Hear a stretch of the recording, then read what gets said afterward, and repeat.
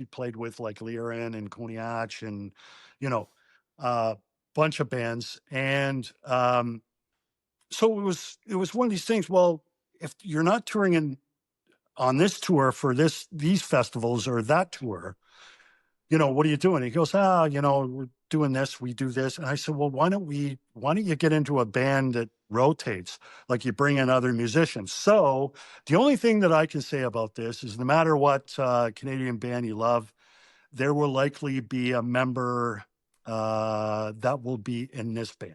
Okay. So we're going to have a lot of guest musicians coming in from a lot of great Canadian bands. So right away, I'm thinking Rush. I'm thinking Triumph. I mean, the two. You know the one I'm I going to bring loved up. growing up. Who? What are you thinking? And those are Brian? two. I love Triumph and I love Rush. Yeah. Talk to me about the Tragically Hip, Ronnie. Yeah. Please. Gotta love the Tragically Hip. Yeah. Now, I am one of the few Americans that latched on to the Tragically Hip, and they have been one of my number one. That is the coolest band name in the history of the world. Mm-hmm. And you have to see these guys to appreciate it because their name fit them so much. They should not have been.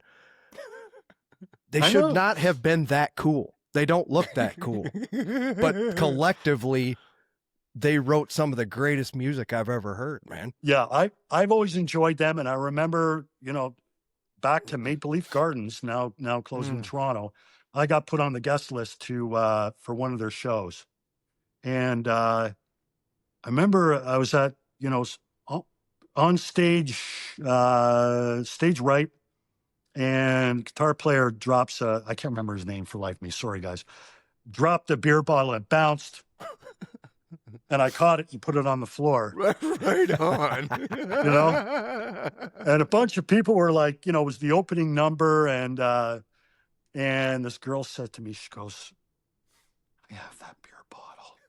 And I went, "Yeah, hold on. Don't let security see, you know." Yeah. So I think it was, you know, 4 or 5 songs into it, I kind of walked over and handed her the beer bottles. So it was cool, but it was great. It was a great show, and it was great to see them that close.